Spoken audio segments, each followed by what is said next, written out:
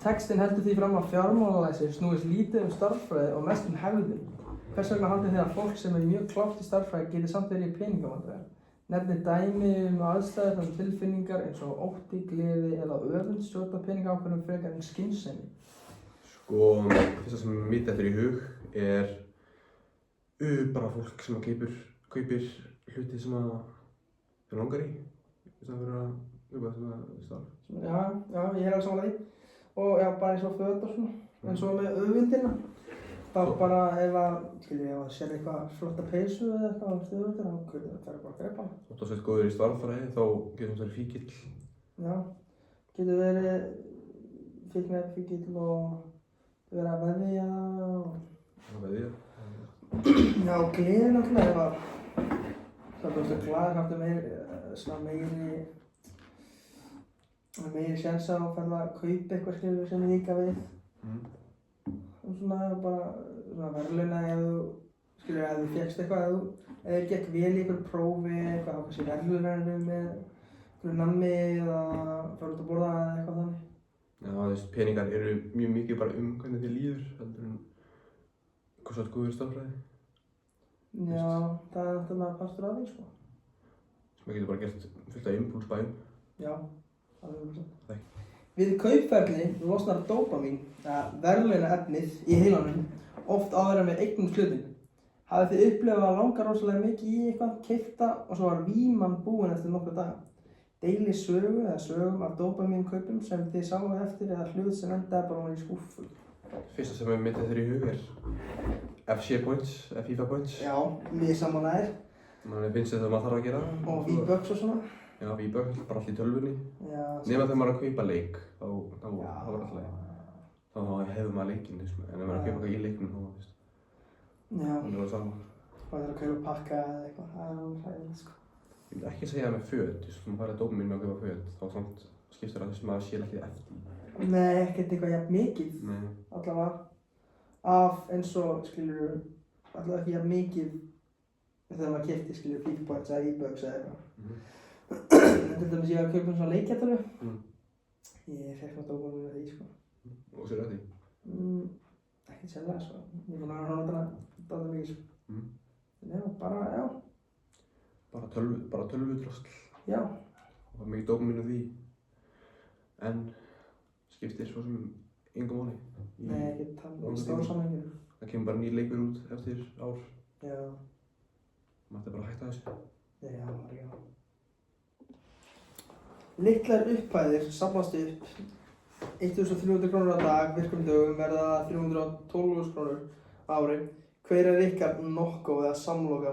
Það er að segja lítill hlutur sem þið kaupir reglulega á þess að pæla í því.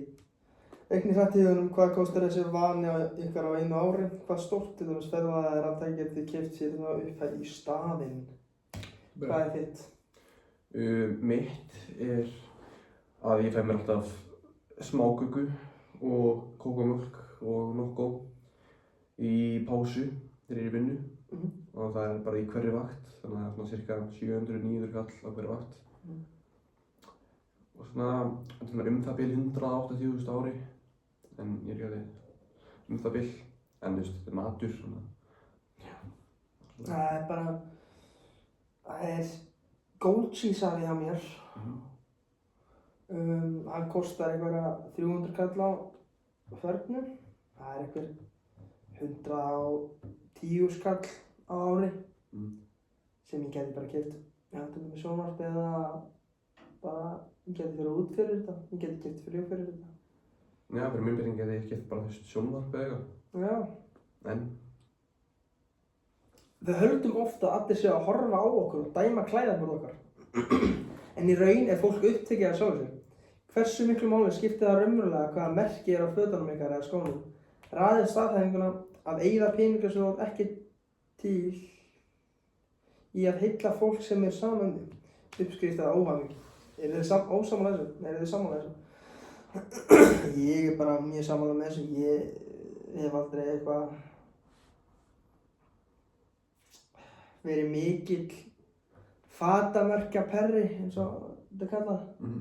Ég hef ekkert verið að pæla eitthvað svaka mikið í fatamerkjum sem ég er í, sko. Ég hugsa bara meira að kaupa föt frá fataverslunum, ekki þú veist af Temu eða Sími eða eitthvað. Já, Ég bara er ekki mikið í gæðin því. frekar. Já. Ég til dæmis, ég er ekki í neinu núna, sko. Ég er í 2 Nike-flíkum. Einhver... Maður er oft í merkjaumfötum, sko. Það er bara svona hvernig heimurinn er í dag, sko. Já, maður ávalið merkið föt, en maður er ekkert eitthvað bara að kaupa frá þeim, sko. En er nýr iPhone þörf eða löngun? Það er bæði, fyrir mér. Mér finnst það að eiginlega þurfa að vera með síma, en það er eiginlega löngun að vera með góðan síma. Já, eins og minn... Það gæti alveg verið með bara að taka síma. Já, minn er alveg orðin smá gamall, sko. Þetta er iPhone 14. Já, þú veist, ég var með iPhone XS í, þú veist, 6 ára eða svona. Já, maður þarf ekkert. Það er löngun að þurfa nýjasta síman, sko. En það er ekkert... Ég myndi segja að það er þörf að hafa síma nú til dags, skilur. En það er ekkert þörf að eiga... Hvað með Spotify áskrift?